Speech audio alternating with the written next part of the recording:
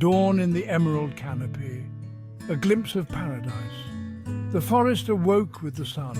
Golden light pierced through the dense canopy, painting dappled patterns on the forest floor. A gentle breeze rustled the leaves, carrying with it the symphony of the jungle. The air vibrated with the calls of exotic birds, their melodies weaving a rich tapestry of sound. This was Coco's world, a verdant paradise she knew as home. Coco, a young chimpanzee with bright, inquisitive eyes, clung to her mother's fur. The warmth and familiar scent were her anchors in the bustling forest community. Life was simple, a tapestry of play, exploration, and the comforting presence of her kin. Days were spent swinging from vine to vine, the thrill of the wind whipping through her fur. She would chase butterflies with her siblings, their laughter echoing through the ancient trees. Evenings brought the comfort of her mother's embrace, her gentle grooming lulling Coco to sleep.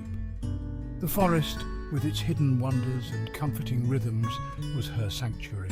Coco was oblivious to the complexities of the world beyond her emerald haven. She was innocent, her heart untouched by the harsh realities that lay dormant, waiting to unfold. For now, life was an adventure, each day a vibrant canvas painted with the colors of childhood joy and the unwavering love of her family. Their games of rough and tumble were too much for her. She preferred quieter moments, observing the intricate dance of insects or the playful chase of colorful birds. Her brother, robust and boisterous, excelled in the rambunctious games of their troop. He would swing with daring leaps, his confidence echoing in every movement. Coco, though nimble and quick, found solace in observing, her mind buzzing with questions. This difference, subtle at first, began to isolate her. The other young chimps, their world painted in clear strokes of dominance and play, couldn't understand her quiet curiosity. Whispers of odd and different followed her like a shadow. Their playful jabs, meant to goad her into their games, often left her feeling hurt and confused. Coco retreated further into herself, finding solace in the company of the wise old female who was her grandmother. Her grandmother, with her knowing eyes and gentle touch, seemed to understand. In her presence, Coco found a refuge, a safe haven from the confusion and hurt that was slowly seeping into her carefree world. The curious case of Coco, a misfit in the making. As Coco grew, so did a subtle difference. Her playful energy, boundless and bright, was often met with confused stares from other young chimps. Panic surged through her, a tidal wave threatening to drown her. She found herself alone, surrounded by the sounds of battle, the air thick with the smell of fear and aggression. As quickly as it had begun, the fighting ceased.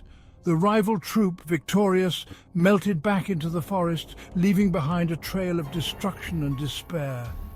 Coco, trembling and terrified, searched frantically for her family, her heart pounding with a fear she had never known.